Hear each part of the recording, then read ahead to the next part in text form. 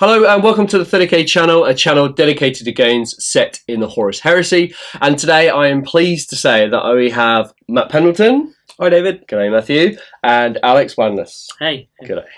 Now, again, we are lucky to have these guys here. Matt Pendleton, you put some mileage to come to see us today. Thank you very much. 64 miles. Yeah, yeah. Worth it, my friend. Oh, that's very kind. It's very kind. And you've changed Legion now. Well, the Iron Warriors are still at home.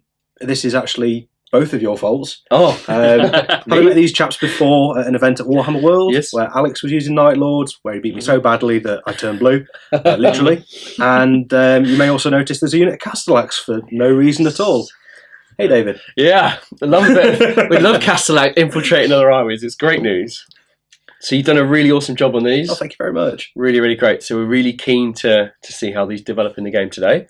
And Alex, now some of you may or may not know Alex, but Alex has done the camera work for the channel for quite a few times. So we've got him to thank for a lot of the videos that we've put out today. But also, Alex, you've gone from being a Night Lords player, yep, to Custodes. Yeah, indeed. Yeah, so I played Matt at Throne of Skulls, and that was it was a fun game, I think. Yeah, it was a fun game. I felt a bit bad, but it was a fun game. Okay. And then Custodes, thought let's have a bit of fun. What's a different style of army? I usually go for the baddies as well. So these are the ultimate good guys. Yeah. And got them ready for the No Retreat event that we went to, which was real fun. Yeah. And yeah, it's just different textures, different techniques. Really excited me painting them actually. So it was good. Yeah, and different playstyle as well. You know. Oh yeah, definitely. Custodes are super tough. You know, they've got some really great, unique rules, and so it'd be quite interesting as well, I think. Definitely. Yeah, a bit more tough than Marines, not as fragile. So especially Night Lords, can be a bit of a glass hammer. So this is definitely a steel one. You've actually got quite a few units as well, because I've seen a lot of Custodes armies that are like super small model count, but you've bulked your armies out with the Sisters of Silence, haven't you? Yeah, and they're so good. It's 65 points for just 5 girls with bolters, and the fearless troops. You know, what more do you want in Heresy? You know, you want to get troops that can do different things, really versatile. I thought I'd have a bit of both, so I had a full Talons list rather than just the guys in brass. Great stuff. Great stuff. So we'll take a closer look at these armies very shortly. But first of all, we just want to talk about the mission. We've taken a bit of an amalgamation from Shatter and Conclave from the Lost from book 6. So what we've got in the middle of the table, we've got like an old ruined building. And in the centre of that table, we're going to have Kurze and the Custodes character. Yeah, Valdor. So Valdor himself has come to take Kurze to account. Yeah. So what we're going to do, we have 2 characters in the centre of the board, and they will play no part of the game other than fighting an ongoing challenge for the whole 5 or 6 turns. So the way we'll do that is that if Night Lords go first, Kurze will get the first turn shooting and charge as if he shot and charged into combat. And then however many wounds each opponent scores, that's how many victory points they gain. And then when the Custodes have their turn, you will then attack as if you've shot and charged into that combat. So both characters will never die. We're just purely counting wounds that go through on each character, and then that will go towards the Slay the Warlord's objective of the mission. And then after that, we've got because it's Shatter Strike, you've got each other's deployment zone. So there's points available there, and then there's attrition points as well. So we kind of got the idea from Conclave of the Lost, and then put it into a Shatter Strike mission, and it's quite unique. And we always try to get both of the HQs meet each other on the battlefield. Sometimes it happens, sometimes it doesn't. So at least this way we get to see these 2 monstrous characters fight it out, and then the rest of the forces are just vying for the rest of the mission. Now, Matt, you've come up with a bit of fluff behind this to kind of generate it. So background-wise, there's a part where Kurze gets called to account for his actions, and this is before he takes on the persona of the Night Haunter. Rogal Dawn basically incarcerates him, and Kurze, deciding he's having none of this, ends up breaking out, killing a handful of Imperial Fists, making his escape. And that's when he gives in fully to being the Night Haunter. So we're thinking that this will be set shortly after then. Kurze has escaped the Imperial Fist of the Praetorian of Dawn, and as he's escaping, he's being hunted down, hounded by the Talons of the Emperor. Yeah. Yeah, bring us an account. I was absolutely right. So Custode's going to bring Night Haunter to book. Just to interject there, spoilers, everyone should know by now, Kurze doesn't die yet. Kurze knows when he's going to die. Just throw it out there. Anyway, carrying on. and that's why we're not going to kill the characters off in this game. So it'll be really good to see how many wounds they can inflict each other over the course of the battle. So it's really cool. And then we've got the pointed deployment, but it's slightly narrowed. But we've got really mobile forces here, so getting in each other's deployments isn't going to be an issue, is it? No, not with these things. They're so fast. Fast skimmers. Yeah, off you go. And Matt, you've got drop pods infiltrating and a scouting unit of assault marines. So absolutely. My deployment zone is probably going to be pretty barren. Yeah. So I think it's quite a good matchup. And what can we talk about? So the new dreadnoughts are pretty nasty as well. Yeah, definitely. It's a 5-up rerollable from the front arc. Yeah. And the sword's pretty nasty as well. Strength 10 with rampage. Yeah. And you're always going to outnumber a dreadnought, aren't you? Really? It's just a super contemptor. Souped up. Higher weapon skill, higher initiative. Yeah, it's pretty good. Yeah, stomping about is pretty good. I'm quite keen to see if that Leviathan gets in there with his siege drill and see if he can. I think it'll be who gets the charge, wouldn't it? 'Cause Yeah, the Leviathan's only initiative 4 if he takes the charge, but if he does charge himself, they'll be striking simultaneously. Yeah. So it'll be interesting to see whether the 4-up invulnerable or the 5-up rerollable, which way that goes. Better? Yeah, I'm sure the Math Hammer guys can tell us. We'll find out on the table below in the comments. Yeah.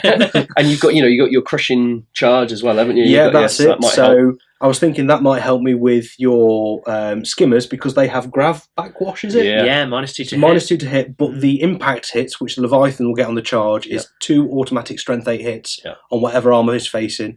So that'll help. Yeah. No minuses when you auto hit. Yeah, you can headbutt through some grav jet wash, can't you? So it's good. Absolutely. Okay, guys, I'm really looking forward to this game. What we're going to do now is we're going to go through the armies. We've already decided that Night Lords are going first. Yeah, that's right. I won the roll off straight away. Alex, you're going to decide whether you want to seize or not. Yeah, and Valdor's Warlord trait lets him re-roll, so I might have a sneaky seize, which we always like. But we'll see what happens in the roll. Great stuff, and we'll have a look at the battlefield, and we'll join you. We'll come back to you at the beginning of turn 1. Thanks, guys. 2,500 points of Talons of the Emperor, led by Valdor. His warlord trait is called Shadow of the Throne. It gives everyone who can have them teleport transponders for free and a reroll on the seas. Headquarters, the warlord Valdor.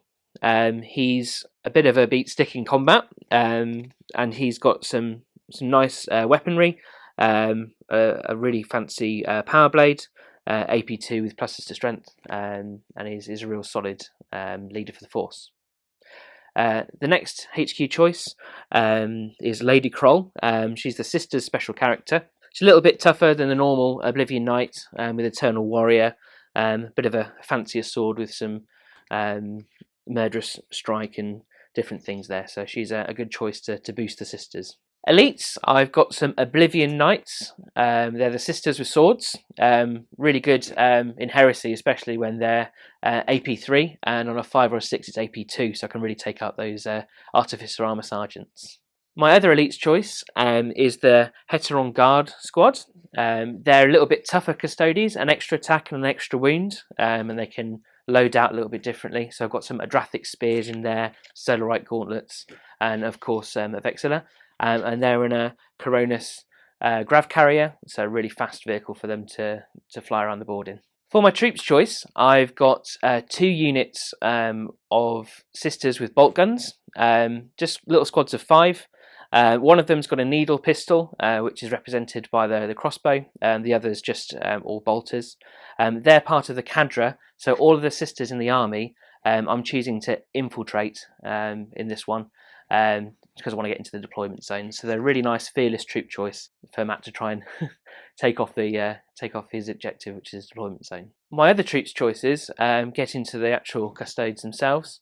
So the first unit you can see there is a squad of 3. They've all had the Adrathic weapon upgrade, which are quite funky. So they're strength 5, AP2, instant death, armor bane, and they also get hot. So they are going to deep strike down and worry some tanks there. Awesome heavy armor. Behind them, I have another squad, 4 of the guys this time, with the Vexilla, which gives them +1 to combat, makes them cause fear, which is going to be fun against the Night Lords.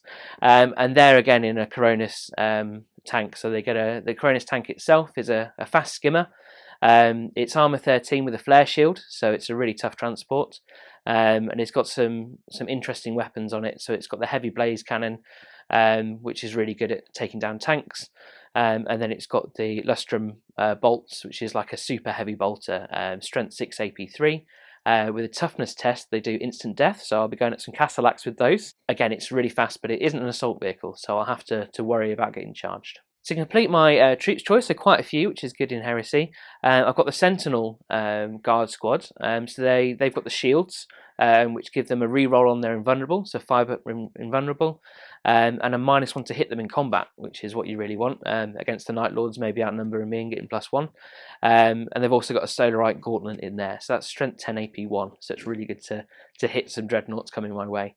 Heavy support, I now have probably one of my favourite models in my army, which is the Galatus Dreadnought. I really like the fluff behind them, actually, where not many Custodies die, to the same extent that Marines do. They recover in the medibed and different things, so they're quite rare in the army.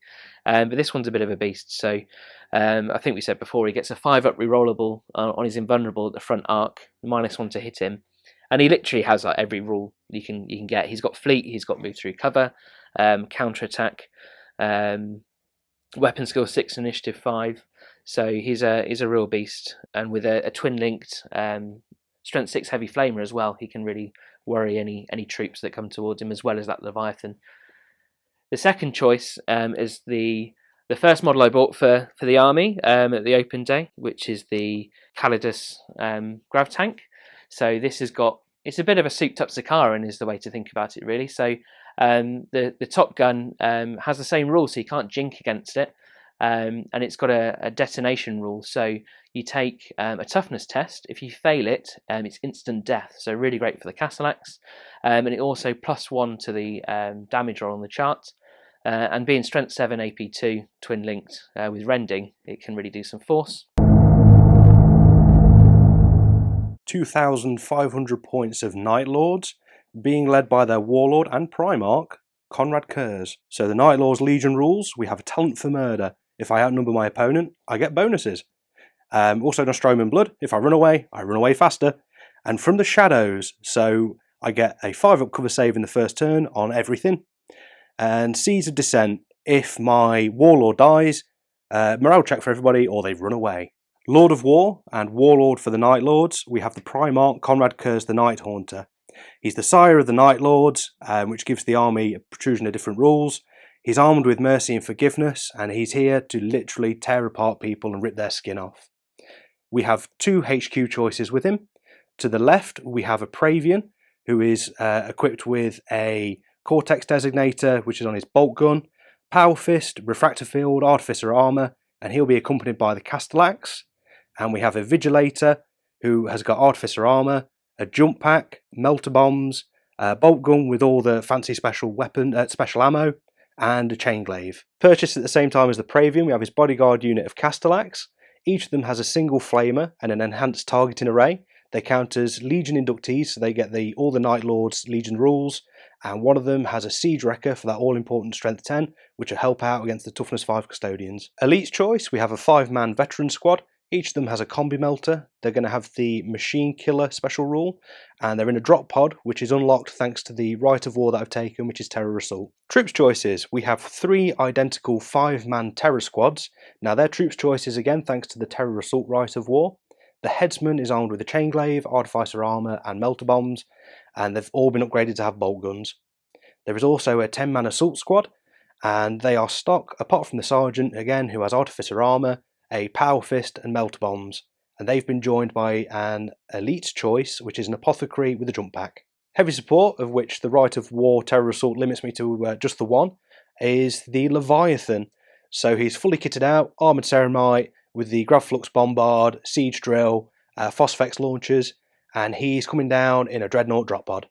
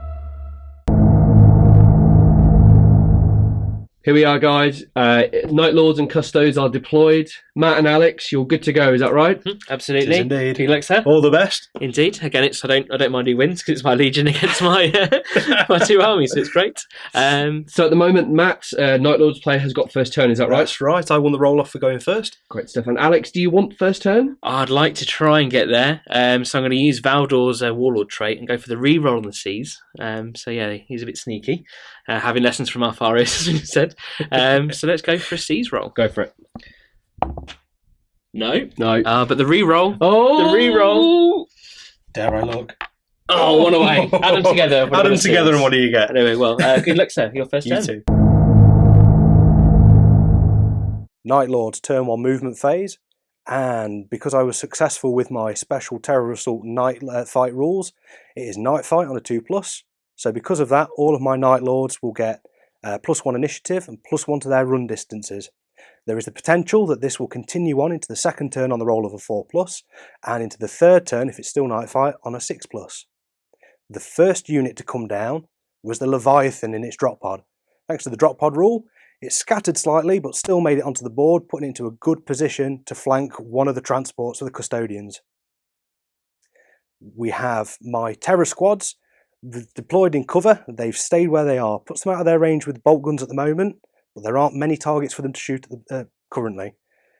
The Assault Marines, joined by the Vigilator, took a 12-inch scout move forward before the game started, and then moved another 12 inches just to check how their Primarch's doing in the centre. The Castellax lumbering up behind, ready to offer fire support when it's needed, and they've also got another Terror squad that have emerged out again, heading towards where Kurze's position is. The final Terror squad in the opposite corner has also stayed still, and they can eye up a Custodian squad in the distance, but they're currently out of range, so hold in position for now. Night Lord's turn 1 shooting. The Leviathan, having stepped out of the drop pod, takes aim at the nearest Coronas transport. He raises his palm and fires his melter gun first. So single shot, 2's to hit. He gets it. The Coronas has armoured ceramite, so it's just a single die for penetration. Nothing. 9 altogether. Then we've already rolled for the Grav Flux Bombard, which is a blast weapon. I placed it so that it hit both the tanks in front of the Leviathan. And the Grav Flux Bombard, it's got its own fancy rules for armour pen, so I'll be rolling 3 dice for the penetration. So side armour 12, nothing. And behind it we have the Calidus, which again, 3d6, nothing. Oh dear. A lot of noise and bluster, but that's how we Night Lords roll apparently. Konrad Kurze has sprung the Custodian's trap. He is stuck in the centre there, being isolated by a void shield surrounding the building, so that only he and his opponent can fight each other. So it's my turn. So Konrad Kurze readies 3 of his Widowmaker knives in his hand, getting ready to throw them. So 3 knives, flinging them forth at his opponent. Now I'm ballistic skill 6, so I can re-roll the ones, but I need 6s. Hey! I do apologise. So the knives strike their target. However, no wounds. They all pitter-patter off of Valdor's armour. So overall, not a fantastic turn, but tactically wise, the Leviathan, having opened fire at the Coronas, has forced it to jink, which will dull down a little bit the return fire next turn. The army moved really quickly moving forwards. The Castellax, for instance, ran 7 inches in the shooting phase, again thanks to their Legion inductee rules, and Kurze is still locked in combat. Night Lord's turn 1 assault phase, and Konrad Kurze charges in against Valdor. Valdor reacts by opening fire. So he's going to snap shoot with his hyper velocity bolter on his spear. So of course snapshots, nothing, it's too fast. So Kurze straight in there, hammers in. Now Kurze's mantle gives him D3 Hammer of Wrath attacks as opposed to the +1 attack for charging. So D3 Hammer of Wrath, just the one. His normal strength, strength 6, toughness 5 on Valdor, causes a wound. So because it's Hammer of Wrath, there's no AP to it, so Valdor gets his normal armour save. Which is a 2-up save, and he's fine. Pings off him, but then Kurze strikes out with Mercy and Forgiveness, his claws. Kurze is a higher weapon skill, so I'm hitting on 3s. Ooh, just the one miss. And his base strength, but with Shred. So Kurze is strength 6, Valdor is toughness 5, 3s to wound with a reroll. So re-rolling the 2s, 5 wounds altogether, and they are AP2. So Valdor has an Iron Halo, so he got a 4 up invulnerable. So let's save those victory points. Okay, so that's 3 wounds on Valdor, so 3 victory points. Oof. Now it's Valdor's turn. Valdor has counter attack, so he gets his juicy 7 attacks on the charge. Well, on the counter charge, should we say. He's hitting on 4s. He's not quite as skillful as Kurze. Okay. And Valdor is strength 6 when he's not been charging. So again, 4s to wound. Not a sausage. So Kurze wins that round, 3 wounds to 0. And again, we'll be taking these as victory points to add up at the end of the game. Talons of the Emperor, turn 1. So with the Leviathan coming down into my deployment zone, that caused me lots of troubles. The 2 transports are really fast, so they're going to try and get out the way of the Leviathan. They don't do too well against that Siege Claw. That makes me then put my Sentinel squad towards the Leviathan, the 5-up rerollable, invulnerable against them with a power Solarite Power Claw in there is a good shout, as well as the main tank giving it a shot as well. Then the Dreadnought's going to come and see what these Terror squads are about, so they should be able to take those in combat. With the Sisters being absent from the board, they're outflanking, so in turn 2 I'm going to be able to get right in that deployment zone and see what happens. Talons of the Emperor, turn 1 shooting. So as you can see, a lot of movement's gone on in the shooting phase. So being fast skimmers, they've gone flat out with the transports. The reason for that is I'm a little bit scared of the Leviathan coming and cracking them, but I always get stuck into doing damage rather than actually playing the mission. So I'm going to use my speed and maneuverability while I've got it to get me across the board as fast as I can. The other guys have run, so the Dreadnought ran a mighty 5 inches, and the Sentinel squad just ran 3. Even with Crusader, they didn't roll too well, but they're trying to head off that Leviathan. Which leaves me with just my Calidus to shoot. The main cannon's anything that can hurt the Leviathan, being strength 7 with rending. So I've got 3 shots, twin linked, hitting on 2s. So they all hit, 3 hits. Being strength 7, 6s or glance, but being rending will let me go for a penetration. So looking for those 6s. No, nothing there. Talons of the Emperor, assault phase in turn 1. What we've done is we're keeping the combat as it's a special victory condition together. So Valdor actually gets to do his shooting attack with his hyper velocity bolter. He's hitting on 2s. So that's 2 hits there. It's strength 5, so it's wounding Kurze on 5s. That's 1 wound, and it's AP 2. So Kurze now has to rely upon his invulnerable save, which is a 4+, which he makes it. But he's been hit by a concussive shot. Oh dear, so I'll be striking last in this round of combat.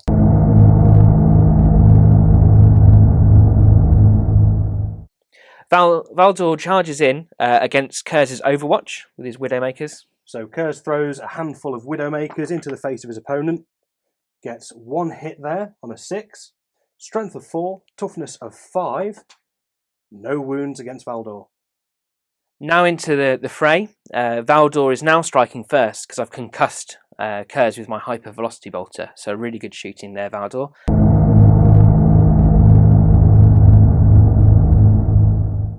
He's got 7 attacks on the charge. He's hitting Kurze on 4s. Okay, so that's 4 hits there, hitting on 4s.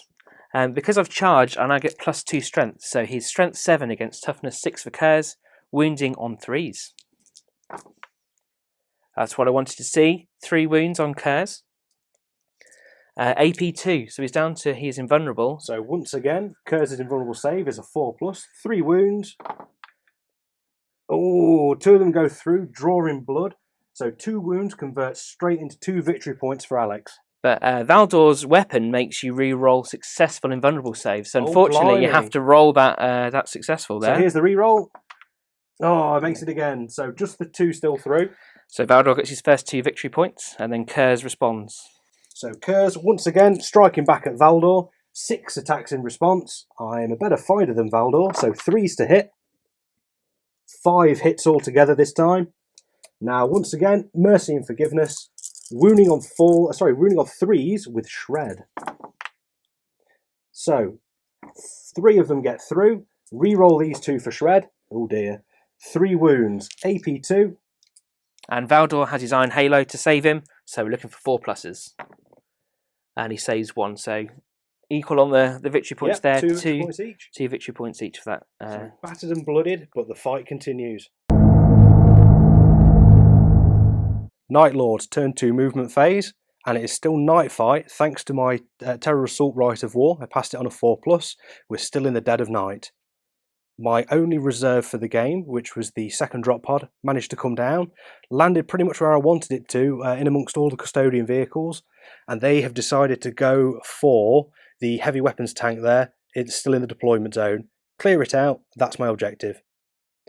The terror squad in the far corner has fallen back from the dreadnought. They've only got a melter bomb that can hurt it, and I don't really fancy their chances. The second terror squad has moved forward to engage the transport. Again, melter bomb at the ready. Let's see if we can strap it on all the way through that grav backwash. Kurze still fighting against Valdor, locked there by the void shields, preventing him from moving anywhere else. Whilst my assault squad gun their jets, moving forward, heading towards their objective, which is the enemy deployment zone. Whilst finally, we have the Castellax unit moving forward to engage the second custodian transport. Night Lord's turn 2 shooting phase, and the Leviathan stomps forward and unleashes hell upon his opponents. So he's opened fire, first with his Grav Flux Bombard, which caused 2 wounds on the unit, and these are AP2. So the custodians have their shields, which give them a reroll to their invulnerable save. So they have refractor field, so it's a 5 up. So the first 2 are on that guy at the front there, the Donald Trump custode. So 1 passed, and okay, down to 1 wound. Next up, the Leviathan fired the Phosphex launchers on its head. They're a single use only, but 3 shots, and that caused a mighty 7 wounds thanks to the poison. So I'm now going to have to take these one at a time, because the next closest is my Vexilla Bearer. He hasn't got a shield, but he is a character, so he can look out Sir. So I want to try and keep him alive, because he's got that gauntlet, which I'll really need to do to punch the Leviathan. So unfortunately, these are one at a time with the reroll. It's worth pointing out these are also AP2.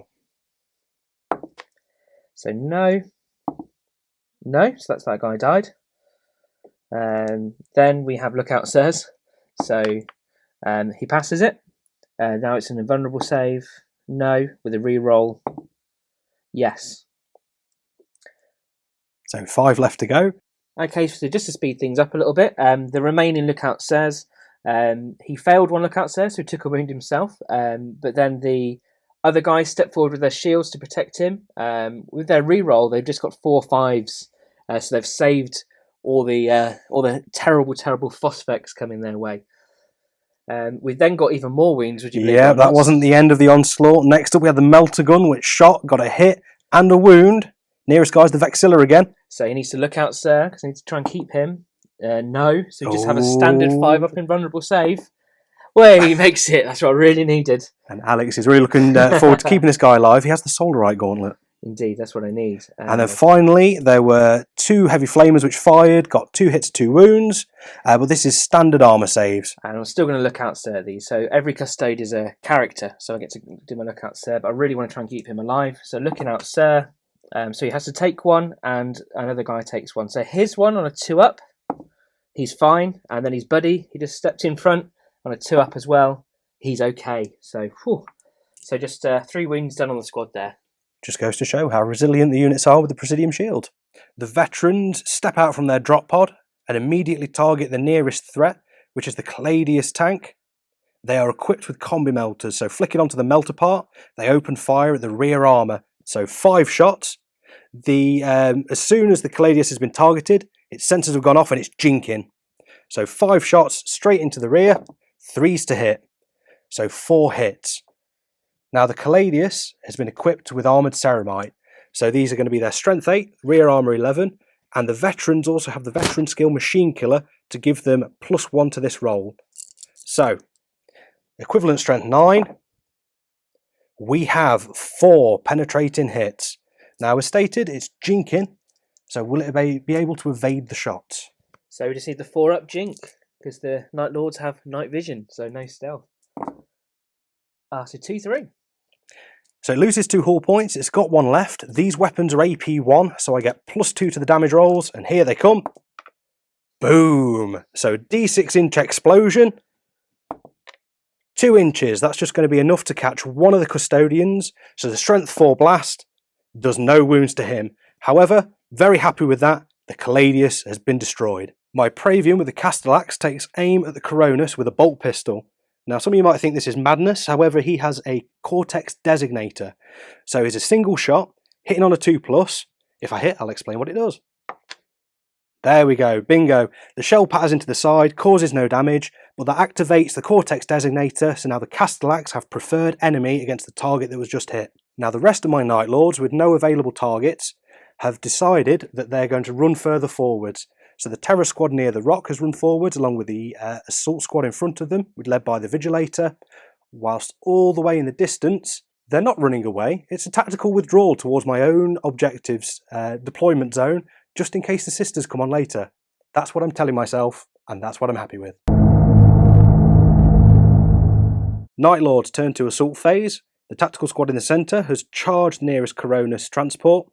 The sergeant, even though there was a grav backwash from the vehicle, meant he was hitting on 5s, rolled a 6 with the melter bomb, strapped it in place, the pin detonates, blew off the weapon, which is the one on the chin mount, took 1 hull point. Whilst the Castellax, after being target designated onto the Coronis, charged straight in. So we have 2 Castellax that are going to use Smash because they're monstrous creatures, so they only get 1 attack each, but if I'm successful, I can re-roll the armor pen. So, 5s to hit, grav backwash once again. No hits. It's also worth noting I have preferred enemy because of the Cortex Designator, so any 1s I get to re-roll. Now the other model you can see has got a Siege Drill, which is a Siege Wrecker, makes him strength 10. He has 2 attacks base and Rage for another 2, so 4 attacks from this fellow. 3s normally, grav backwash makes it 5s. Reroll the 1s, so 2 hits so far, 3 hits at strength 10. Now I'm in combat, so I hit the weakest armor value, which is 11 for the rear, so 1s to glance. We have 3 penetrating hits. These are AP2, so +1 on the damage values, so 3 hull points gone, and there's the 6, makes it a 7, explosion. So, big bang, it's always a little bit of a problem when you're touching the vehicle that goes bang with an explosion that is 3 inches. So that is going to hit the nearest 2 Castellax.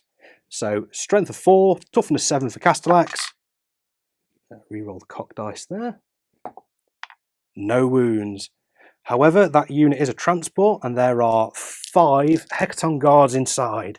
Strength 4 against toughness 5 for the Hecatons. We need 5s to wound.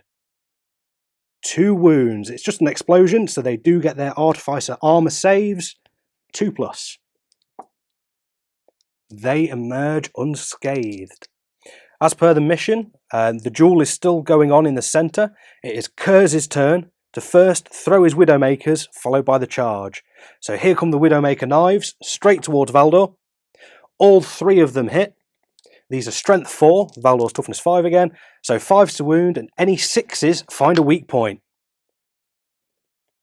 Nothing, so we're charging straight in. Once again, Kurze does Hammer of Wrath attacks, but first of all, we have the best sounding weapon I've ever heard, the Hyper Velocity Bolt Gun. So Overwatching from Valdor. Snapshotting in. No, he misses. So, Hammer of Wrath from Kurze's armour, D3. 1 automatic strength 6 hit, 3s to wound. Wounds, however, this is just a straightforward armour save for Valdor. So 2 up. Loves it. Oh, almost gouged an eye out.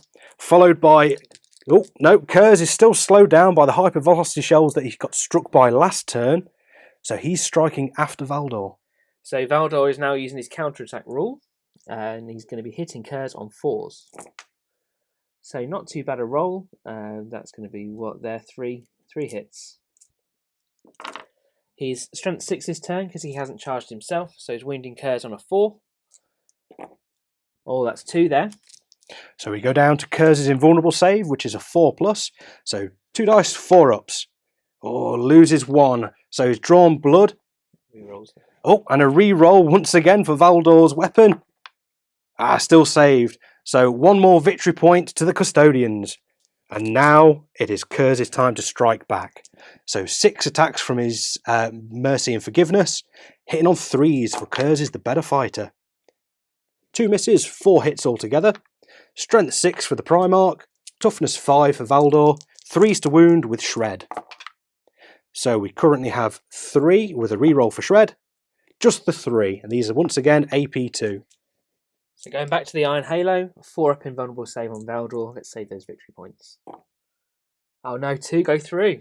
2 more scratches deep across Valdor's face, 2 more victory points for Konrad Kurze.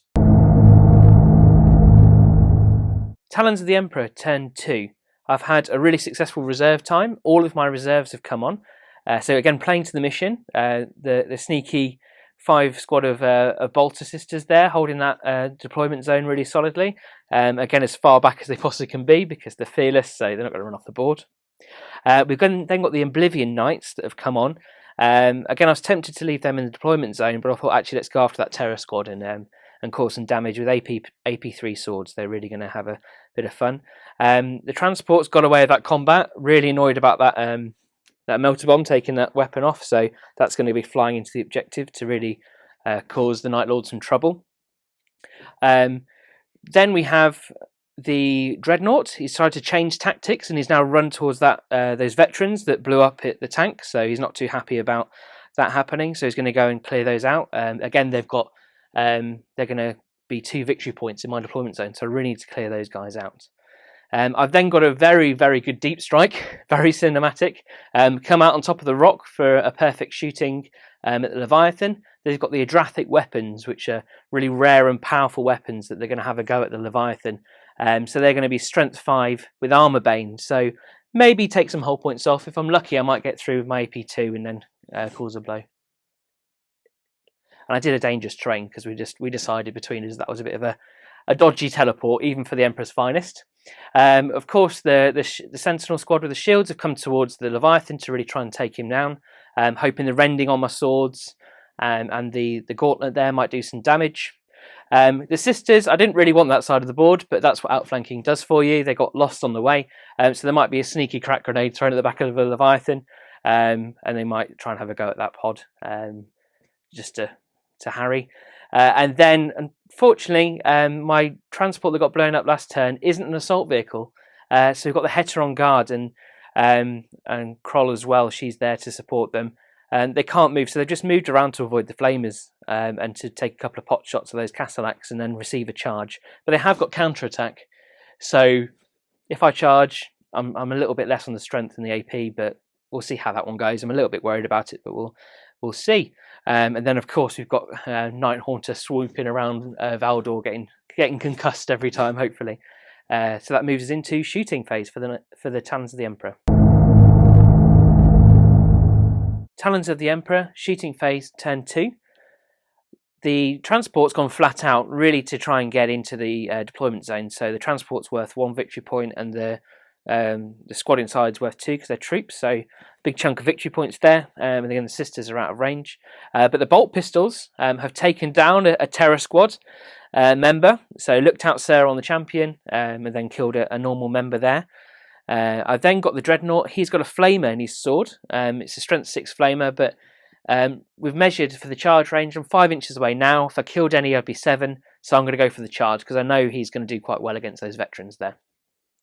And then on to the bit I've been looking forward to, the fun new weapons. So we have the Adrathic spears. They've just deep striked into the side armour of the Leviathan. They are strength 5, AP2, gets hot. So as I haven't taken any wounds and they're all equidistant away, I'm going to roll all 3 together. As soon as I've taken a wound, it gets hot like matter, but at the moment it doesn't. So I'm ballistic skill 5, hitting on 2s. So here we go. They all hit, which is good for me. And then I'm strength 5 with the 13 on the side of the armour. So we're really hoping for some good rolls here with the AP2. So let's see what the first one does. Okay, so that's 11, so that's absolutely nothing. The second one, okay, again 11, that's obviously a lucky number. And then the final one, come on boys. No, 11 again, all different numbers. So they do absolutely nothing with their deep strike. But the sneaky sisters have a single crack grenade and they're on the rear armour. So they're going to throw one and try and help the custodes out. So I'm hitting on a 3+, which I miss. Okay, that's a really lucky Leviathan there you've got there. And then the last part to do is we just have the Adrathic Spears the other side of the board with the Castle Axe. So I've only got 2 shooting weapons. So it's the two gents with the spears at the front. They're going to shoot at the Castle Axe there. So again, they're hitting on 2s. So they both hit, no gets hot. And this time they're strength 5 against toughness 7 with the Castle Axe, but these are instant death AP2. So again, it's just relying on there. So I need some 6s to really soften up that combat. So let's see. No, nothing at all. So these fancy weapons the Emperor destroys planets for haven't done me very well this time. And I suppose I'll just throw a crack grenade from the sister character there. So again, she's hitting on 2s. She hits and she needs a 5 because it's the strength 6 crack grenade. Nothing there, and that's the squad. Talons of the Emperor, turn to assault phase. My dreadnoughts charged in valiantly. Nothing could scratch him because they shot all their melters, taking the assault tank out. So it has a Hammer of Wrath at strength 8, so it's just a 2 to wound, which he does. So it's a normal armor save there. So power armor on the veterans. Whoops. That's 1 dead. And then we have the actual dreadnought itself has Rampage. So that's an extra D3 attacks if he's outnumbered. He's still outnumbered by the 4 Night Lords that are left. So D3. Wow, okay. So that's big. That's 3 coming in. So he has 4 attacks base, +1 for charge, and +3. So quite a lot of attacks there. That's I make that 8 attacks. That's pretty good. Right, so weapon skill 6, hitting on 3s. Okay, so he does do a bit of flailing around. And then he is wounding on 2s with a reroll for shred. His sword's quite powerful. So, I really need that. Here we go. So that's 3 die. So he's down to 1 lonely veteran. So my veterans only have frag and crack grenades. The front armor of the Contemptor is 13, so I won't be able to hurt it. So that'll be a straight check to see if I run away. Leadership 9, lost by 4, need a 5 or less. I passed. He's a very, very brave Night Lord, clearly. Now the big combat, the Leviathan against my shield squad. So we've got the Sentinel swords. They're strength 5 for the Custodes, and they've got rending. So I might be able to do some glances, might have a lucky pen. And I'm initiative 5 base. But if my weapon skill is the same or higher, which it is because the Leviathan's 5, I get +1 initiative. So I'm at initiative 6 at the moment, which is massive. So I'm going to have 3 attacks each from the guys with swords, and then I've got the Solarite Gauntlet hitting at initiative 1. So he might be lucky in swing. So I'm hitting you on 4s there. So there we go. That's the hits that very much can have. And I'm now looking for 6s to get me up to 11, and then I need my rending to get me through the armor 13. So absolutely nothing there, okay? And now the Leviathan swings, and I've got to hide behind my shields. So the Leviathan has 3 attacks base, so weapon skill 5 against weapon skill 6. 5, sorry. Sorry, 5 on 5, 4s to hit. Mighty 2 hits. Now he's using the Siege Drill, which makes him strength 10, which will be lovely against that toughness 5. 2s to wound. Oh, just the 1 wound, and it's AP2. So I'm going to take down one of my shield guys, so I need a 5-up rerollable, and this is instant death. It's strength 10 against toughness 5. And he makes it first time. Solarite Gauntlet. So this isn't a specialist weapon, and we have the Misericordia. So at the Weekender, that's where we had Alan Bly say that it's a hand weapon. It's something that wasn't quite in the book. So we've had a chat before the game, and we've agreed it's a hand weapon for this time. It's worth noting the Misericordia is visible on the model at the waist. It's actually a dagger that is ritualistically given to each of the custodians, so that's why it counts as the extra close combat weapon. So we've got a good 4 attacks on the charge coming in here. So I'm looking for 4s to hit. Okay, but luckily it's master crafted, so I'm going to re-roll for one of those, and that's going to be 2 hits in total. And I'm strength 10 against his armor 13, so let's see what I can do. So that's 1 penetrate and 1 fail. So the Leviathan has a reinforced adamantic shield, which is a 4+ invulnerable save. No pressure.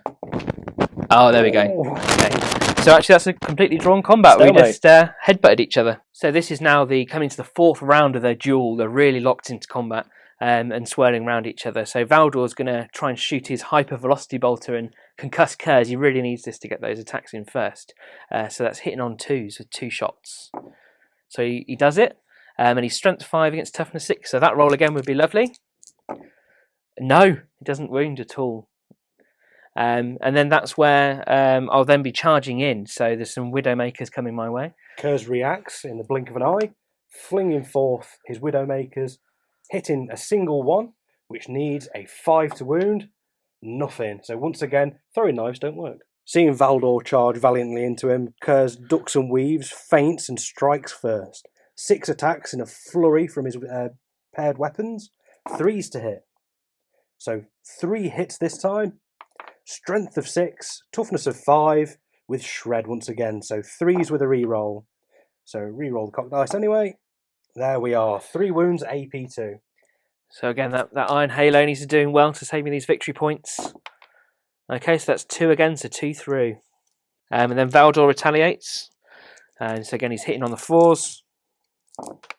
See, that's a better roll. He's warmed up a little bit. It's just training before.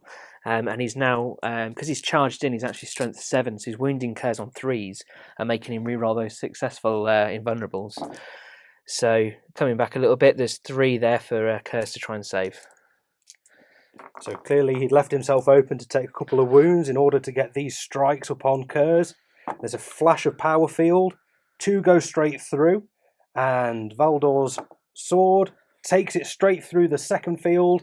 I lose 3 more. So that fight is 2 victory points to me and 3 to Valdor. End of Talons of the Emperor turn 2. I'm quite pleased with that turn. I've got my reinforcements on, which I really need. I was looking a bit bare of the Talons side, so I've really tried to secure that deployment zone. So it looks like we've swapped over a little bit, actually. But that's all good. Really surprised by the Dreadnought. That pesky Night Lord's holding on to the last. I could have done with maybe having him running at those Assault Marines. My reinforcements with the Adrathic, let's see what they do next turn. I've got a feeling they might be meeting some Assault Marines in a second. And the Leviathan, I'm quite pleased. I didn't lose anybody, which I thought I was going to have a couple crushed. So at least he's stuck in combat with something that can hurt it. So overall, good turn, and I'll be over to the Night Lord's turn 3. Night Lord's turn 3 movement phase, and the sun's shining in the sky now. I failed my roll for continuing the night fight, so I don't get the initiative bonus anymore. And we have the Castellax have moved forwards into a position where they can try and maximise their hits with their flamers, followed by a charge later on in the turn. We have a Night Lord's Terror Squad moving forward to engage the sisters that outflanked next to the drop pod, supported by the Assault Marines. Now I've put them in a position where, depending how shooting goes, it leaves my options open to see what I could charge later on. Very tempted potentially to go bail the Leviathan out. Whilst the final veteran is kind of pretty much not really got much options there. He's assigned to his fate. And at the other end of the board, we have the final 2 Terror Squads moving forward to engage the Oblivion Knights. Night Lord's turn 3 shooting phase. The Assault Marines haven't shot. I feel it's best for them to go in and help the Leviathan in combat. If the Leviathan goes bang, that's going to be a serious detriment to me clearing out the Custodians. The Terror Squad behind them opened fire through the drop pod, trying to shoot at the sisters that came on outflanking. A couple of hits, but it all bounced off their armour. The Castellax opened fire at point blank range with all of their guns, aided by the Praevian, who got a hit which triggered preferred enemy, which will now count on into the assault phase, only caused a single wound on the guards. Whilst over on the opposite side of the table, the furthest Terror Squad opened fire with their bolt guns, a single shot each, and the Terror Squad that is nearest to the squad opened fire with their bolt pistols, but only the bolt guns managed to fell a single Oblivion Knight. Night Lord's turn 3 assault phase, and we have the Castellax having opened fire and only caused a single wound on the Heteran Guard, and now we're going to go stomping in and smash them apart, hopefully. So before that, before I roll the charge distance, we're going to have some Overwatch.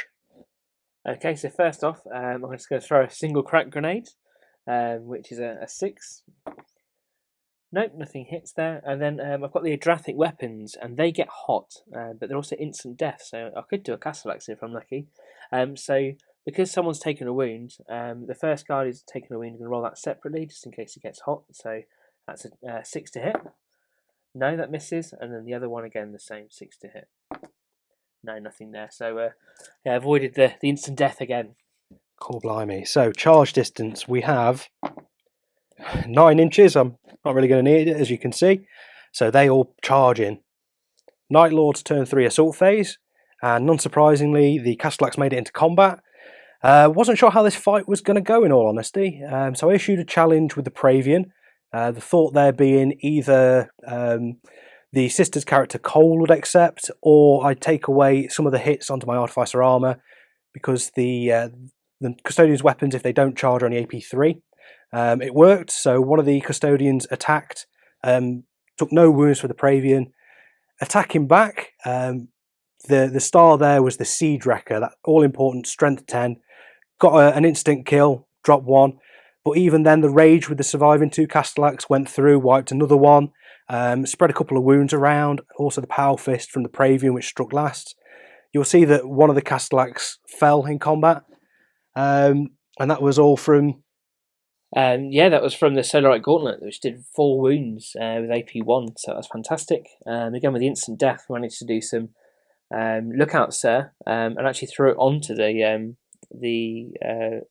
Sister's character, and she's got Eternal Warrior and a 4-up Invulnerable, so she took 1 wound, but at least it wasn't taking away some of the guards there. So yeah, a bit swings and roundabouts there. I think it's quite even combat. We ended up us both being fearless, so the results don't matter. We will inevitably see more of that later on. Yeah. That is literally a fight to the death.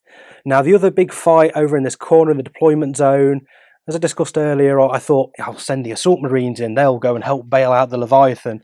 And as you can clearly see, there's now a lovely smoke pile there. What really did it for me there was I used the 12-inch movement in the movement phase to get me closer. I rolled a 4 for the charge. And that really meant that because of the position of the rock and the terrain, I had 4-inch movement and a 3-inch consolidation to get into fight. Very few of the Assault Marines could actually physically get in to make any difference. I issued a challenge with the Vigilator. Again, my thinking there, they've only got their swords, which are AP3 unless he rends. So the Vigilator has Artificer armour, taking some of the hits away from the Dreadnought. It'll save him, I thought. However... Yeah, so again, that's something where the shields come into play. I think it's something we actually forgot about in the last couple of rounds, is that it's -1 to hit them. So the guys in the challenge managed to put shine the light into his eyes, and he being Nostrum and hasn't got any pupils or anything, so he couldn't see. Now, it's also worth noting that I semi-counted it with my own Legion rules there, so I did outnumber. Assault Marines counted as 2 men each, so I got my +1 to hit, +1 to wound for the Talent for Murder. So it was actually a little bit of maths before we started fighting. +1 to hit, -1 to hit, roll some dice and see what we got. Unfortunately, the Dreadnought, the Leviathan, didn't benefit from the Legion rules. He's too busy stuck in a machine, which meant he was only hitting on 5s. Yeah, and he didn't do anything really there, single did he? hit, a single which wound, I think. Reroll him with the Refractor Field Shave with the Presidium Shield, did nothing. Yeah, so we just had one guy with a Solarite Gauntlet, which just got the 1 penetrating hit, exploded it, 7-inch blast. So, I know it's quite hard with scale, but actually that hit all the Custodes on the hill. It hit the Sisters, it hit all of the Assault Marines, killed actually, 4 of them. 4 of my Assault Marines and felled one of the Sisters. At strength 5, so it did a real big blast there. We actually ended up drawing combat, I think. Yes, we did, yeah. At the end of it, though. So they're again locked there, ready for my Custodes to jump off the hill. I think the common denominator here is that Solarite Gauntlets are pretty darn good. Yeah, strength 10 AP1, that's what you would need to take that Leviathan on. So really good choice for me, I think, bringing them back. Could have gone for 2 victory points over there, but they've really saved my deployment zone, I think, doing that. So I decided I'd take the risk and charge with the Terror Squad. Always better to charge, I feel, and get the bonus attack rather than receive it. As you can see, it didn't go too well, really. I felled, was it 3 of the Sisters? Two, but one was the mistress. Yes. Issued a challenge with a headsman who, living up to his name, chopped off her head. In return, however, their blades are AP3, and as you can see, chopped straight through their armour. Yes, that 5 and 6 to go AP2 as well. So Yeah. the champion wasn't safe with his artificer. And it actually worked out that there were 4 Marines, Terror Squad members in combat, and Alex managed to cause 4 wounds exactly, of which one was a 5 or a 6. Very precision. Now, in the centre, it was Kurze's turn to charge in. Before he did that, he threw his Widowmakers, and strangely, 2 of them went straight through and hit Valdor in his exposed face. Indeed, yeah. Took 2 wounds off him. That's 2 more points to me there. In return, however, Valdor... Yeah, snapshotted with his hypervelocity bolter on his... the best name so in the game. And actually concussed Kurze, took a wound off him as a way in. So chances of that was pretty cool. And then we did the honourable thing, which was hit each other with our weapons.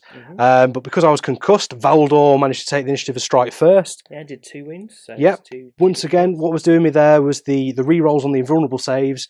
Made it first, got all happy, and then Alex went, no, you need to re-roll those because of his weapon. Took the 2 wounds. In return, I swung back, clawing away. Hit 5 times and caused, how many wounds was it that time? I think that was it 1? Just the one got through. Yeah, it's a 2 on the blades and then 1 in combat, so it's a draw again. Actually. Yeah, 3 points apiece on that one. So, over we go, your turn, Alex. Okay. Talons of the Emperor, turn 3, movement phase. We've got the 4 bolter ladies. One of them died in the blast for the Leviathan. That was a bit of a shame. They're a bit too close. They just shuffled around. They might throw some crack grenades at a drop pod or something and have a bit of fun. The guys who heroically teleported onto the rock have now just jumped down, ready to get involved in that fight, help their brothers out there. Really needed. The Dreadnoughts just running towards the Terror Squad. It's 11-inch charge, so I've got to decide if I want to run or if I want to charge in and give it a go. So we'll see how lucky I'm feeling. And then the Oblivion Knights are going towards to repeat last turn and try and kill some terror squads there. Sisters at the back just holding it, chilling out.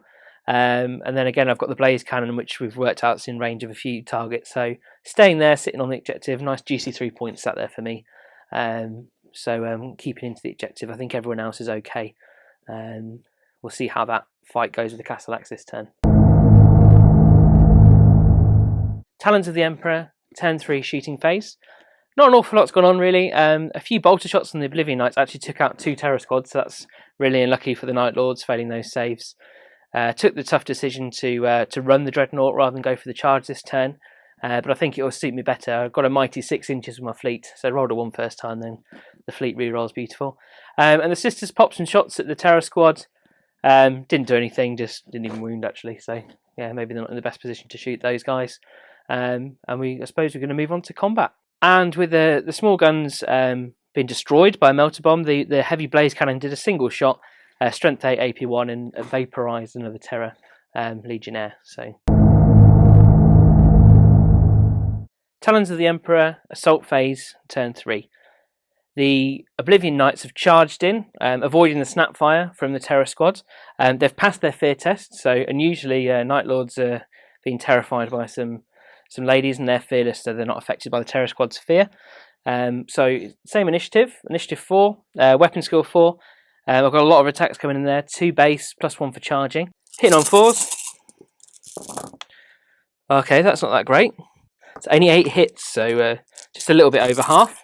They're strength 4 with their swords, and they're AP3, but 5 and 6s are AP2, so this will matter for the sergeant, I'm guessing. Yeah, there's a headsman in there who's got artificer armour, so that'll make a difference. So let's have a see. Okay, so we've got 2 AP3 and 2 AP2. Which wipes the squad. However, it's simultaneous, so as they get dragged down and chopped up, they go down swinging. So we'll start with the headsman. As you can see, he's got a chain glaive, so 2 attacks. And it's 2-handed, so that's all he gets. Both hit, plus 1 strength, AP3. So 2s to wound the sisters. Preferred enemy. Preferred enemy. Preferred enemy infantry on the terror squad, so I get the reroll. There we are. So the headsman takes 2 down with him as he goes down. Okay, they get a... because they're the elite faction, they have their cloaks, which is a 6-up invulnerable. So let's see if I can save any. No, so 2 to go. And the other 2 terror squad members, they have 2 attacks base, 2 close combat weapons, so they are making 3 attacks each altogether. We are hitting you on 4s with preferred enemy again, so reroll the 1s. There we are, so 4 hits altogether. And strength 4 against toughness 3, so 3s to wound. These are just close combat attacks, no AP, so they get their 3-up saves. Another one goes. So, you killed 4, which is only 3 guys that can physically die. So that wipes the terror squad, but 3 of the sisters are also taken down with them. So just consolidation, and on to the next combat. Talons of the Emperor, assault phase, turn 3. So if we start off with the combat over here with the Castellax against the guys that were formerly known as Hecaton Guard, as you can see, didn't go too well. So the guy in the challenge managed to take a wound off the Praevian. He failed his Artificer armor save, so he got through. Then basically the Castellax did what they wanted to do. That instant death on the Siege Wrecker, just 3 wound guys, doesn't matter, straight through the 5-up invulnerable and killed them off, which just leaves me with Kroll. She sat there on her own looking at some robots, but I'm hoping that her instant death might finally get through. So on a 5 or 6 to hit, she gets an instant death. So if it needs that 6 to wound, which is what I'm failing on at the moment. So not very good, but she's fearless, so she'll stay there and hold up those Castellax, keep them out of my deployment zone. But there is some sunshine somewhere. So as you can see, the 3 guys charged in, did a glorious intervention into the combat. There's a bit of logic behind that, was that the guys who charge with their spears are strength 6 AP 2 on the charge. So I really need that to get to the Artificer armor. The rending wasn't cutting it. So I did an initiative test, managed to do it easily, swapped them round. But actually you managed to survive that just on the Feel No Pains, wasn't it? Yeah, that was right. So the Vigilator had his Refractor Field, which he failed, but luckily the Medic managed to bail him out with the 2 5-ups. Now, the Glorious Intervention was something that I've never used it before. Yeah, I don't think I have either. So we actually had to go to the rule book, and it was actually in there, and it was a very sound tactical move. And as you've just seen on camera there, it's paid out. Which then the rest of the guys just cleaned up the Assault Marines, unfortunately, didn't they? And the Axe and the Power Fist that were just left on the same initiative step as they died, didn't cut it in the end, did they? They failed. Yeah, so I failed my fear check at the start there because of the Vexilla causing fear, which meant that against the Custodians that have the shields, I was trying to hit on 6s. So no, wasn't very good. Weapon skill 1 and a -1 to hit doesn't really bode very well. So that obviously went that way, and they've come across. So actually some real solid combat. So I've managed to clear out my deployment zone, get towards consolidating Matt's, and then we go on to the duel as well. So the duel went quite well, didn't it? So I didn't concuss Kurze this time, but we had a good brawl, didn't we? Yeah, we did. We traded. We took, was it 2 wounds off each other? I think I did 3 this time. 3, sorry. Yeah, 3 each. No, 3 for you, 2 for me. I'll get it right in the end. Indeed, yeah. So again, I think we're finding they're quite a balanced fight, actually. Yeah. It seems to be that they sort of do 2 or 3 each turn. It's worth pointing out at this moment in time that these wounds that we're causing are actually going into a central pool that neither of us players have access to. Yeah. So at the moment, judging with how the game's going, it's a case of, well, Alex just managed to secure his own deployment zone by wiping my scoring units over there. Currently, if the Custodians get out, that'll be 5 victory points to you at the game end, if they're still there. If they're still there. And again, the Knights might pop in as well for another victory point because they're an elite. So it's how long can I hold the Castellax up for, and what sort of help can I give the character? That final count of the different coloured dice we're using to see who's scoring what in the centre there in the duel. Yeah, might make it. I don't know how it's going to go. Yeah, tense times. So on to the Night Lord's phase. Night Lords, turn 4, moving, shooting, and assault phase. As you can guess, I've not got much left, so it's pretty quick. This final surviving terror squad moved forwards, rapid fired their bolt guns, and eliminated the sisters that were on the side there with extreme prejudice. Now, if only they could have done that a couple of turns ago. On to the assault phase. We have the Lady Cole issued a silent challenge towards my Praevian, who did the Night Lordy thing of stepping behind his giant robots. So my Praevian will be unable to attack this turn as he's declined the challenge, and Cole will be swinging first at the Castellax. Okay, so she will be hitting, she's initiative 5, and she's got a higher weapon skill than the Castellax, so she will be hitting you on 3s. So let's see what happens. That's not what I wanted to see. So 3 1s, but her rule is any 5s or 6 to hit are actually instant death. So this is what's been worrying me for the rest of the turns. However, Alex has been unlucky with the wound rolls. Yeah. The joys of being toughness 7 is normal pesky humans need 6s to wound you. Yeah, even with a strength 5 with a blade. So just need this 6, and then you to fail your invulnerable. And there we go. Oh, It's not like we talked it up or anything, but no. So you just got a 6 up invulnerable, is it? votes to see him cry. Ready? Here comes the 6. Ah! So that is a Castellax that had 3 wounds remaining has just died. Now on the roll of a 6, not only have you killed him, but you've managed to make him detonate. Okay, let's see if we've hit his special button. Nope, he is slain, however. So the Castellax here has been destroyed, which means the survivor has the Siege Wrecker with 2 attacks to attack back. So Cole is a much better fighter than a robot. He's just going on his programmed instinct. I'll be doing 2 attacks, hitting on 4s. 1 hit. Now, it's also worth noting that because I've not been able to shoot this turn because I'm locked in combat, I don't have preferred enemy. So maybe I've just, tempted fate. 2s to wound. No reroll. Okay. It's strength 10, AP 2. Okay, so she's got a special cloak that gives her a 4 up invulnerable, and she has Eternal Warrior with a toughness 3. That's quite useful. So she isn't going to die from this, but let's see if she can save a wound, and she does. There we go. Oh, blimey. So actually win combat there. So with that, it turns out that Cole has won the fight with a single killing blow. However, the Castellax are fearless, so the Praevian cowering at the back there, or rather directing traffic as such, they continue the fight next turn. Night Lord's duel, turn 4. Kurze charged into the fight against his hated foe. Draw 2 wounds from his opponent, blood bubbling down his hands. However, he was pinned in place, which meant that Valdor could strike back.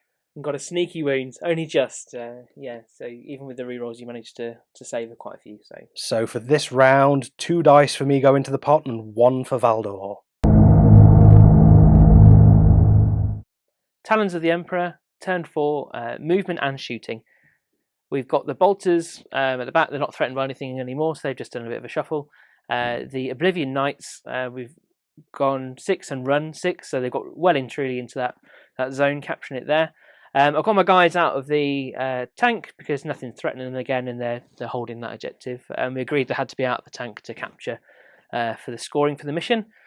The tank again moved up a little bit, tried to shoot the Dreadnought drop pod, but failed. Just 1 blaze cannon to shoot at it. And then as you can see, there's no more terror squad. So everything shot at it. A valiant man survived. But the Dreadnought nutted him, didn't he? Hammer of Wrath killed him. Straight in, belly flopped him down, and then kept on running. So they consolidated, so in a way I've slungshot the guys towards the final combat we've got going on, just in case, because even though she seems to have done the job last time, we'll see how she survives against the Castellax this time. So we move into the combat phase. So turn 4 combat phase, potentially only 1 more, depends how the roll goes. Oh, we shall see. Again, I've issued a challenge. And once again, I've declined it. So the Praevian can't fight. I don't blame him, really. She gets some bonuses for being in a challenge. What's the point in having minions if they don't do the work for you? And again, we discussed that it's easier to wound because I'd be going against the toughness 4 with my strength 5 rather than toughness 7, is it? Yeah. Yeah, so we've got... So there was logic there, but also minions. Yeah, minions, that's what they're there for. That's what she's slaved them into. So she has 4 attacks and she's hitting you on 3s. Okay, so 2 hit again. 1 was a 5 and 1 was a 3. So 1 will be instant death and 1 will just be a normal wound. So let's ramp up the tension. The normal wound first needs a 6. Here comes the 6. This is where I waste my 6. No. And then the instant death, I need a 6. No. So she doesn't repeat last turn. She's still quite shocked she did that. And now she's got to weather the storm. So the Castellax is the only one that can attack the Praevian, having turned down the challenge again. He's too busy stood at the back tinkering with his war gear. He's earned his red gauntlet, hasn't he? That's right. Yeah. So 2 attacks from the Castellax. Hitting on 4s, so 1 hit, 1 miss, and then strength 10, so 2s to wound. Just and a 4-up cloak. No, so she loses a wound. So it means you win combat, but she's fearless, so maybe she does need the help of the Dreadnought. We'll see. Once again, that pesky Eternal Warrior bailing her out. Talons of the Emperor, duel for the 4th turn. Yeah, Valdor's really disappointed in himself now. So he didn't do any wounds to Kurze, and even with the rerolls and the invulnerable, he managed to save them all. Whereas Kurze, on the other hand, Yeah, but Valdor came, get his name right. Valdor came running in. Kurze threw a Widowmaker blade straight into his knee, which hindered him. Obviously, that interfered with your attacks, and I took no wounds. However, at the end of the fight there was another 3 wounds caused to Valdor, bleeding profusely now. I'm sure Night Haunter is just taunting and teasing with him, unaware of the rest of his army. Yeah, and again, that was the Widowmakers, wasn't it? The 6 to roll to wound, no invulnerable, no armour. Yeah, Amazing. so that was a 6 for the hit and a 6 for the wound. Swung it round. Okay, so I suppose on to Night Lord's turn 5, Indeed. so potentially last turn of the game. Night Lords, turn 5. This is potentially my last turn. So, pretty quiet actually. So the drop pods obviously couldn't move. The drop pod with the combi bolter was out of range for shooting. So we are going straight to the combat phase. So here we have the assault. Once again, the Praevian has declined the challenge. Let the robot do the work for him. I could do with winning this fight, pulling backwards a little to try and deny that Dreadnought its charge. We've already seen how dangerous that thing is in combat. Not really looking forward to a bajillion strength 10 attacks to the face. So, on to the fight. Lady Cole. So Lady Cole, she has to fight against the Castellax because you've got a cowardly Praevian. So, again, looking for those 5 and 6s, I want that instant death really, and that getting in there. So, okay, so 1 hit. And 1 potential instant death. So the normal needs a 6 to just do an AP2 wound. Doesn't get it. And then the instant death. Can we do it again? Yes, we can. So you see the 6, otherwise you lose the Castellax. So yeah, we have the Atamantic shielding. In combat is only a 6, so no pressure. Oh, there we go. Damn you. But anyway, it's fair enough, you know. Here we go. 2 attacks back from the Siege Wrecker. Gonna kill her. Forced to hit. 1 hit, it's all he needs. 2s to wound, no rerolls. Oh, is that karma? How dramatic is this turn? They're just struggling. And then the Praevian's just shaking his head in disappointment to the back I there. think she's probably stood on his head or something. I don't know what's going on, but she's jumping around. That's actually a pure draw, isn't it? Yeah, So, pure draw, no wounds anywhere, and once again the fight continues. Yeah, down it to the may duel. be very, very short, very, very quickly. Let's hope so. On to the duel. Night Lords, turn 5 duel. This is potentially my last turn for the duel. So we're going to do all of the rolls recorded. Starting off with Kurze running towards his opponent, flinging his fists wide and releasing a handful of Widowmakers into the air. They fly at his opponent and all 3 of them strike. Now these are only strength 4 and Valdor is toughness 5, so I need 5s to wound. Any 6s find a weak point and go straight through armour and invulnerables. So 1 wound. The other 2 patter harmlessly off him. So it's a normal 2-up armour save. And he makes it. Followed by Valdor opening fire with his hypervelocity bolter. Snap shooting from the hip. Nope. Leading with the blades on his wrists. We have Kurze going straight in. 6 attacks, hitting on 3s. 2 misses there, 4 hit. So running off 3s with Shred. Oh, needing the Shred there. 2 so far. 3 altogether, and these are AP2 once again. Okay, so just relying on that Iron Halo the Emperor gifted to him personally.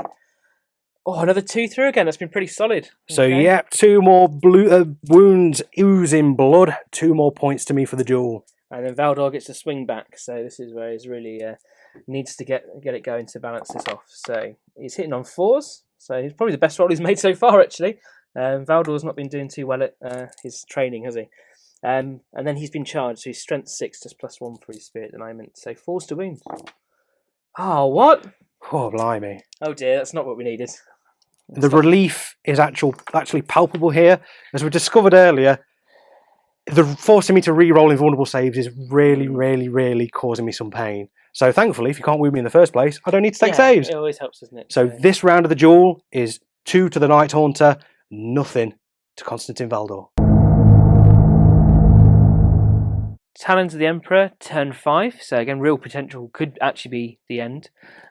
What we've had is some movement over towards that combat with the Castellax, and the Adrethic weapon squad moved up to the drop pod. They used their Adrethic weapons, finally did something, blew it sky high, but actually took a wound in the explosion. So they really are deadly actually in the end. Then we had the charge. into the Castellax and Pravian unit. The Pravian actually accepted a challenge. Yep, he finally decided to do the heroic thing, which was to try and hide from the Dreadnought behind the robot in the other direction, which meant he stumbled into a challenge. Yeah, but before anyone could swing, the Dreadnought just came in. Again, it's that Strength 10 shred weapon. Just came in, actually killed the Castellax and the champion and the Pravian all in one. Yeah, he got exactly 4 wounds, and I couldn't make a single invulnerable save there. No 6-ups from the Atamantic shielding, no 5-up for the refractor field on the Pravian. Chopped straight through in a single swing. So he's really done me proud. Then the consolidation did quite well. So those 2 guardsmen really have run across the board. I've got an 8-inch consolidate because the Crusader. They're actually within real throwing distance of the Night Lord's deployment zone, which is only where those rocks start, just in front of them. So if we get an extra turn, another potential 2 victory points because they're troops choices, and then a couple for those guys. So really hoping actually we get another 6th turn, but it all depends on how the challenge and the duel goes. So I suppose on to the 5th challenge. I get to shoot beforehand, so let's hope I can get some concussive into Kurze. So hitting on 2s. They both hit. But wounding on 5s, and he's strength 5 with a hyper velocity. That's 1, that's all I need. AP 2. So, 4-up invulnerable save from Kurze's armour. No, takes a wound. So he's now been concussed by Valdor. So Valdor will charge in, which is always good. We're finding that the +2 strength on the charge is really helping me against Kurze. So we got a 4s to hit. Oh, hang on a second, sorry. Overwatch. The last moment, yeah. A flurry of Widowmakers. One of them strikes its target. Now let's see if I can be as lucky as last time. So that one hit needs a 5 to wound, 6s, and he finds a weak point. No, it doesn't. Patters off Valdor again. So back to Valdor's attacks in combat. 4s to hit. So let's see what he can do. Is it training day? No, he's doing okay. So that's actually 5 hits. And he needs 3s this time to wound. That ends up being 4. So can he do it? So as I've already said before, this is where it's a little bit of a bane here with a weapon gifted by the Emperor. So I have a 4-up invulnerable save, but Valdor's weapon forces me to re-roll successes. So 4s, 2 go through, 2 successful, but with the re-roll, all 4 of them go through. So that's 5 victory points for Valdor. Makes up for his disappointing turn last time. However, Kurze now gets to strike back with Mercy and Forgiveness, his bladed wrist weapons, hitting on 3s with 6 attacks. Obviously he's staggered somewhat, so only 4 of the attacks hit this time. Needing 3s to wound, re-rolling, fails for shred. Oh, well, he really needs that shred. He really is staggered. Obviously the concussive, the unwritten repercussions there, not in the rule book. 3 wounds, however, with the re-roll for the shred, forcing the invulnerable saves on the Iron Halo of Valdor.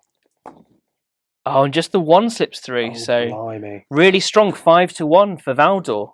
So clearly Valdor has looked around, taking stock of the battlefield there, realising the situation as his army is victoriously pushing forwards. 5 points to 1. End of Talons of the Emperor turn 5.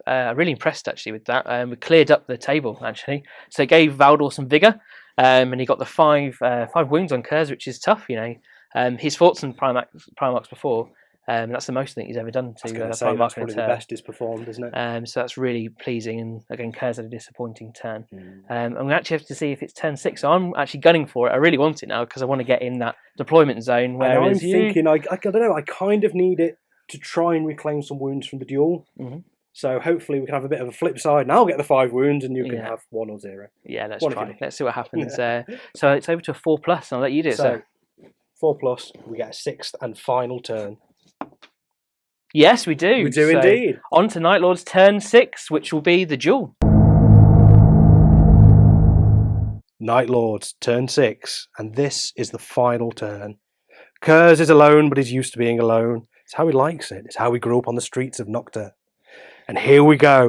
Seeing his opponent, he throws his final handful of Widowmakers. All of them strike their target. However, 5s to find any chance, any purchase there to get through the armour. 6s, and they found a weak point. So there we go. 2 clatter off. and one goes straight through the armour and the invulnerable save. The Widowmakers ignore him both on the roll of a 6. And then he guns his jetpack and goes straight into combat. Valdor opens fire on the charge. So high velocity bolter, let's see if he can do your thing. Yes, he can. He hits with 1 on the snapshot, but needs a 5 or a 6 to wound. He does it, so can Kurze save on his invulnerable of 4 up? Kurze goes headlong into the shot. It patters off of his save, sparks flying through the air. Cool. And Kurze is concussed from the last turn. He is indeed. So, because of that, he is still staggered, and Valdor gets the upper hand, swinging first with his weapon there. So again, forced to hit this time. Oh no, he's obviously he spent all of his energy. Didn't have his Weetabix, so we've got just 2 more with 4s because he didn't charge. Yep, just 1. So clearly the Widowmaker to the other kneecap. Obviously we hit the right hand last time. This is the left hand. Staggered his opponent. The single blow that comes through, however, does find purchase in the Primarch's body. He's bleeding profusely as he gives all to this final onslaught of attacks. 6 of them, a flurry of blows, all strike their targets. Now, does he indeed find the body of his opponent through his armour? We need 3s. With Shred. We have 5 of them, returning what happened to him last turn. So this is big, that 4 up. I need to bless the Emperor. Should we do things? Do people do that? I need a rites to the Emperor to see what happens. 4 ups, come on. So I'd still drop 2. Talons of the Emperor, turn 6, the final turn of the game. Really fun game. I've really been enjoying this game. And it's all I needed. So that extra push with the running. Got that little mob of guys, really ragtag bunch of people. It's actually amazing how combats, running, consolidation can really get you across the board. There's something where that Dreadnought was over there at one point. It's come all the way round. Done a bit of a chicane around the board. Is literally halfway through a victory lap, it would appear. He is, yeah. It's what he used to do. He used to be a runner before he broke his ankle. He's now in a Dreadnought. And again, we've got the Sisters HQ that I thought she was dead. Really thought she was dead, but she pulled it out. And their little champions have blown up all sorts of things. Their Sentinel Guard, that 5-up rerollable has really saved them there. So they've just got into the deployment zone. We've measured it and done the angles and things, so they've just snuck in. And then everything else is there. So victory points wise, if we talk about that, I've actually got 10 victory points in the Shatter strike. So some of the troops units there. So you've got the Sisters, the squad that's come out, and the actual Sentinel Guards are all troops. They're worth 2 each. The others are elites or characters or vehicles, and they are denial units. They count as 1. But then, as you can see, my deployment zone, we've got some phosphex, which, so again, I had a really lucky... If it helps, it's living fire. It's living fire. But the Night Lords, knowing the Night Lords, they've got a plan somewhere. They'll get revenge. So I think it was really that, the Leviathan that pulled it out there, that if they had the Leviathan, that hadn't gone, and this could have gone a really different way. And really just brings us down to the duel. And again, me and Matt, we don't know who's winning, Night Haunter or Valdor. It's really getting down to it, isn't it? We've had some ups and downs, haven't we? Yeah, we've really had, I've had a couple of bad duels. You have a few on camera, a few off camera, obviously, as we've been getting along. So it's really down to Valdor to shoot his final shots of the game with their hyper velocity bolter. Which is the best name ever. Let's go for it. So he does hit, which is good, and I need those 5s. No, he doesn't do it this time. So we're hyping it too much. We're hyping it. So as you come in, Widowmakers. I managed to pull some Widowmakers out of the walls. You must have some. Fling them in your direction. No. Just in your direction, not actually at you. Okay, so they're a bit blunted. So you're no longer concussed, though. So this is Kurze gets to strike first for the last time. So moving into an elevated position, Kurze manages to intercept you mid-charge, swinging with his blades on his wrists. We have 5 hits. I could really do with this. The blades biting deep into his opponent. 3s to wound with Shred.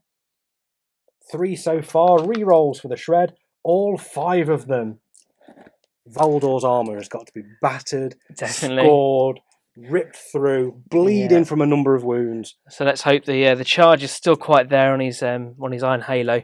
And so it's forced to save these, and these might really count, actually. So it might deny everything I've done on the battlefield. So 2 slipped through. So save 3. Pretty happy with that. And now Valdor is going to come and reply. So the final swings of the game, hitting on 4s. And this is where he's charged in, so he's going to do a little bit better off, let's hope. Okay, so still just 4 hits, but this time wounding on 3s because he's that extra +2 strength on the charge. Which is what I wanted, another 3 coming in. So the 4 up invulnerable for Kurze. So Valdor's blade swings into the flank of Kurze. His power field trying to deflect 1, which it does, however 2 bite deep into his body. I think that's a draw there, isn't it? I think we've been 2 aside. A nice end to the game, actually. I think that's quite fitting that they're still just locked in, trying to bring the Emperor's justice and escape the voices in his head. I think, and as we know, true villains never die. And with that, the power field flickers and bursts with light everywhere. Kurze cackles, looks around himself, sneers at the state of his army, and disappears once more into the shadows. And I think that's time probably to write some form of poetry. Or, indeed, yeah. Hate mail for his father.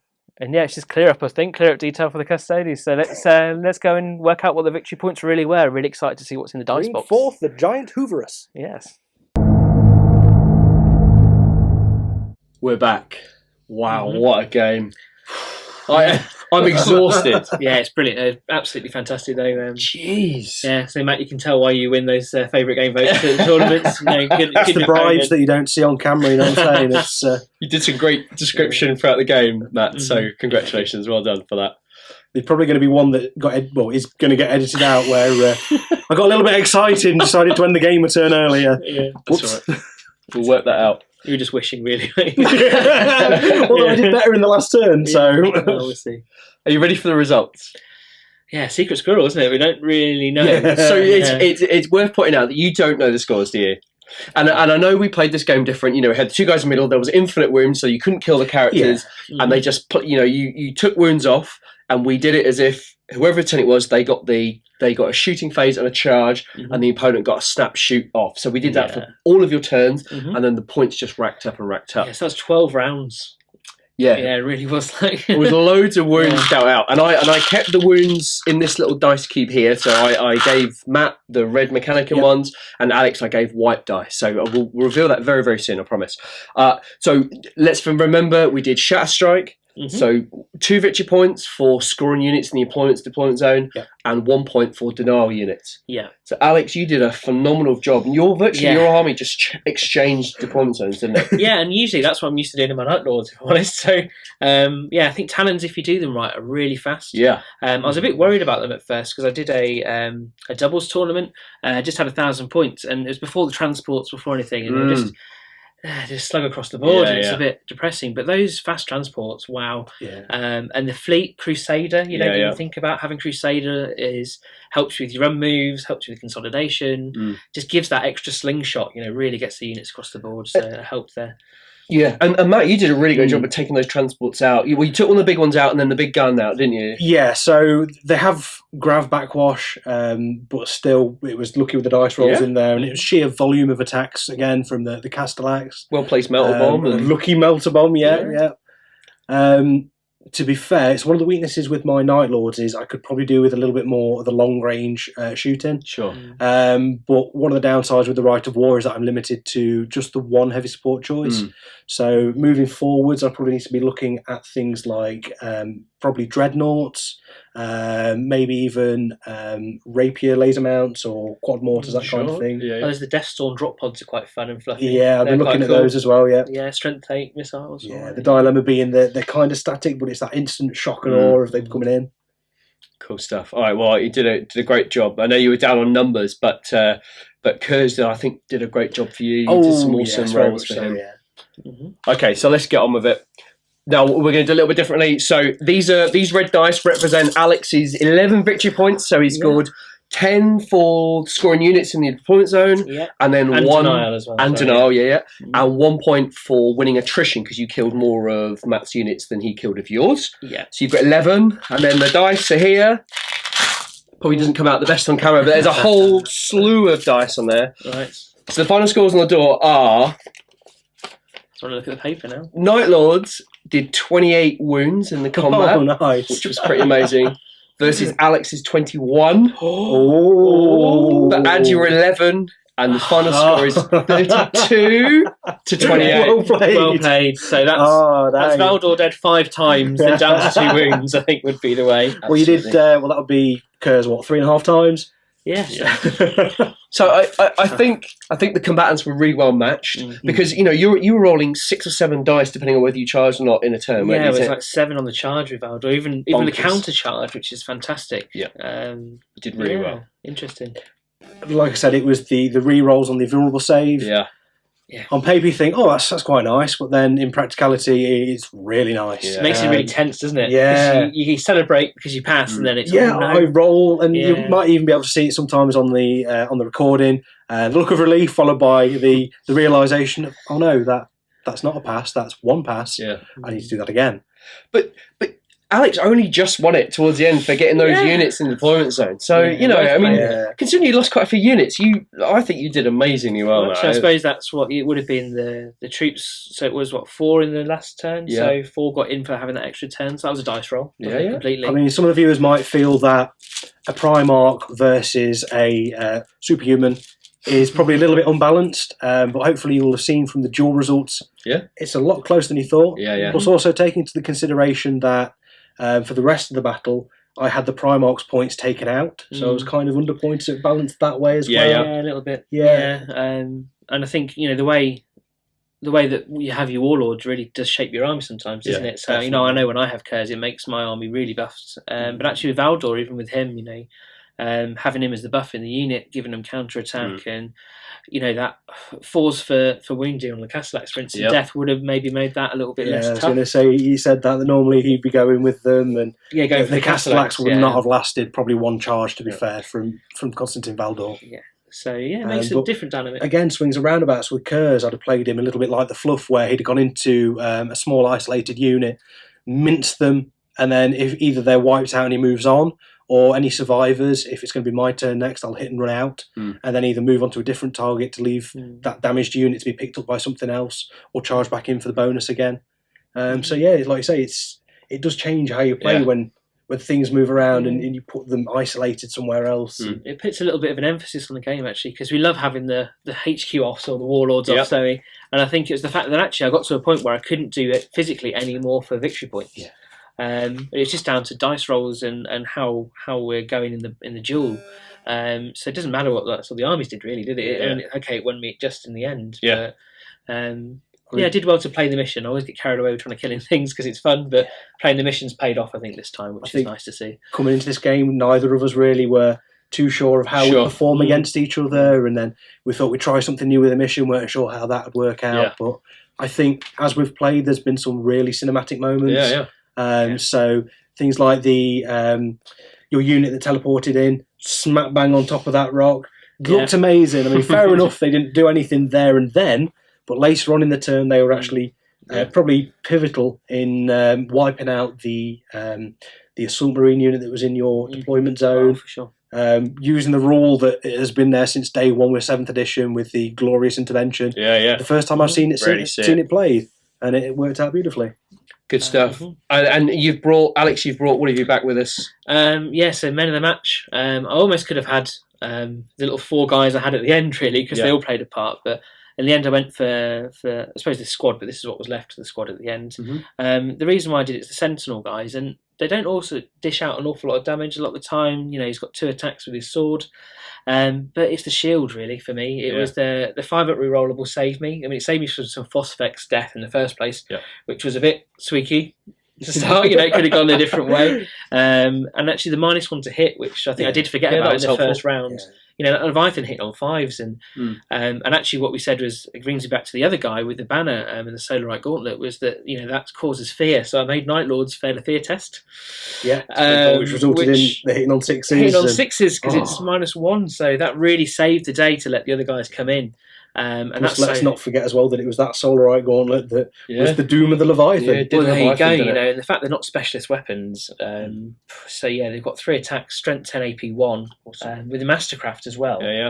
On a custode, they've really done me proud, and I think I've had a few games with them now. And yeah, I find sometimes when they charge into the wrong sort of stuff, you get bogged down. But I think when they're going against the tough stuff, they're my stuff to go against the Leviathans and the Castellax and the things there. And again, they did a couple of laps of the board, I think, by the end of it, and got me in the deployment zone. So yeah, really proud of those guys. But quite a few, the Dreadnought was the second. AK had a bit of a fluff, couldn't kill 5 terror squads at the start, but yeah, Great. Yeah, really good. And Matt? So on my side, I think it's fairly obvious what my, I would say man of the match, but it has no gender. Construct of the match was the Castellax. I specifically chosen the one with the Siege Wrecker there. One of those things that when you're building your list, you think, it's quite a heavy investment there, 20 odd points for this one weapon. I'm normally already strong enough, I can have smash and whatnot. But the fact that if you're trading off for smash to get that strength 10, you're going down to a single attack. On the charge with the Siege Wrecker, you're getting 4 attacks, 2 base, 2 for rage. Tagged up, as you might be able to see there, just cowering at the back, the Pravian for the preferred enemy. So the Siege Wrecker there that really helps. 2s to wound, re-rolling the 1s. Yeah, fantastic for the instant death against the custodians. But then it was the little lady herself, Cole. Yeah. She just got there. She did a great job, didn't she? Yeah, instant death, off. Yeah. Taking away those power fists because he was a bit too scared to face her, but he did exactly the right thing there. So again, we're talking about those cinematic moments. So we had in that turn with the 6 to wound, which caused the instant death, followed by the 6 to save with the Atamantic shielding. Good stuff. And again, it's worth pointing out that this chap is entirely this fella's fault. If you watch the previous video of my Iron Warriors, I state how much I struggle with robots. So when I was building this list, the thought was Night Lords cause terror, right, but now they're facing a different target to just humans and aliens. So what puts fear and terror into legionaries? Robots. Yes. And Leviathans. Hence the Leviathan and the robots in here. Yeah, 2 scary mechanical things for sure. Yeah, they were. Good stuff. All right, well, I had an absolute blast filming and watching this game, and I really hope you guys enjoyed it at home. I really enjoyed it, and I think you guys did Very too. much so, yeah, lots of fun. Cool stuff. All right, that is us for today. Thank you so much for watching. Further photos will be up on the Facebook page, and don't forget you can go to Instagram. We'll have some photos on there near the time of release, and we will see you in the next game. Thanks, guys.